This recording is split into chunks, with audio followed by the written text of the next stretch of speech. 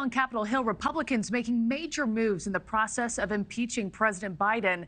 The House Rules Committee is preparing for a vote today to formalize the House impeachment inquiry, which will set the stage for a full House vote. This as we wake up to a new op-ed from Speaker Mike Johnson. The title of that op-ed, Mounting Evidence Against Biden Cannot Be Ignored. We're pursuing impeachment. Johnson writes, quote, "We owe it to the people to undertake this process methodically and transparently." Alina Shirazi has the latest from Washington, D.C. Today's meeting comes as the committee prepares to receive more than 62,000 pages of additional documents from the National Archives. Those documents, including emails by President Biden under secret aliases and records tied to his son, Hunter Biden. Abby Lowell, who's the Biden attorney, implied in a letter that this wasn't a legitimate impeachment inquiry because it hadn't been voted on. All right. Okay. Well, we're going to check that box. There are 82,000 pseudonym emails that Joe Biden used a fake name. We know that many of these emails went to his son and his associates. House Republicans are working to prove that then Vice President Biden abused his office to profit from Hunter's overseas business dealings.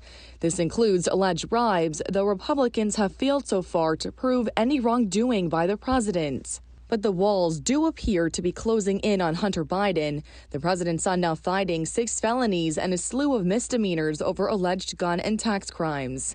On the financial indictments, prosecutors alleging he failed to pay taxes while raking in millions from lucrative overseas business deals in Ukraine and China.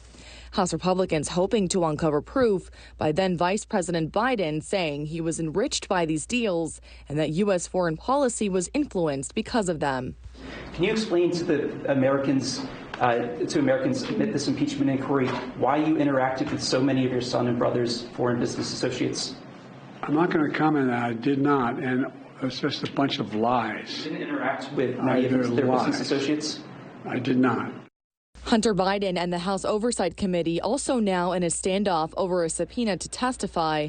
The committee threatening to hold the president's son in contempt of Congress if he does not appear for a closed-door deposition by tomorrow. Hunter has agreed to testify, but only at an open hearing. Today's committee meeting is the final step before bringing it to a full House vote, which could happen as soon as this week.